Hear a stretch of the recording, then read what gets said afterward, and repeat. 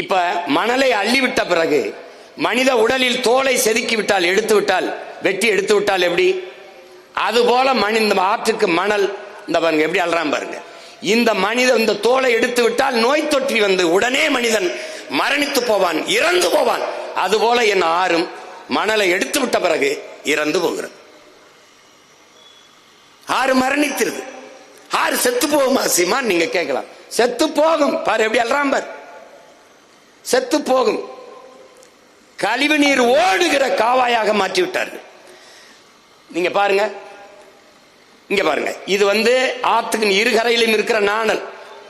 மணல் இருந்தால் நடுவில் எதுவும் முளைக்காது, இரு ஓரத்தில் நாணல் இருக்கும்.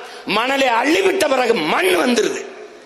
மண் வந்த பிறகு அங்கே மரம், செடி, கொடி எல்லாம் முளைச்சிருச்சு. அங்க பாரு எப்படி வந்துருச்சா, மரம் முளைச்சிருக்கு பாரு நடு ஆத்துக்குள்ள. ஏன்னா மணல் அள்ளிட்டான், மணல் அள்ளிட்டான். இங்க பாரு, இங்க பாருங்க, இங்க ஆறு இந்த வண்டியில ஏற்றி போறல, இதுல 2000 லிட்டர் தண்ணீர் போகுதுங்கிறான்.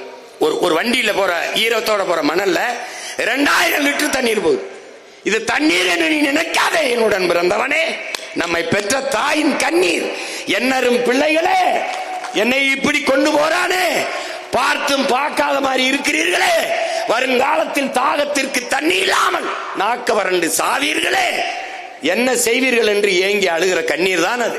இந்த பாரு, இதை அரசே அது தீர்மானித்த நியமிச்ச அளவுக்கு 3 அடியில அள்ளி அள்ளி வித்திருந்தால் 500 ஆண்டுகளுக்கு இந்த மண்ணின் மக்களின் மணல் தேவைக்கு அது கொடுத்திருக்கலாம். அந்த வருவாயை அரசு தன்னுடைய நிதி தேவையை பெருக்கி, நிதி வளத்தை பெருக்கி மக்களுக்கு பல்வேறு நலத்திட்டங்களை செய்திருக்கலாம்.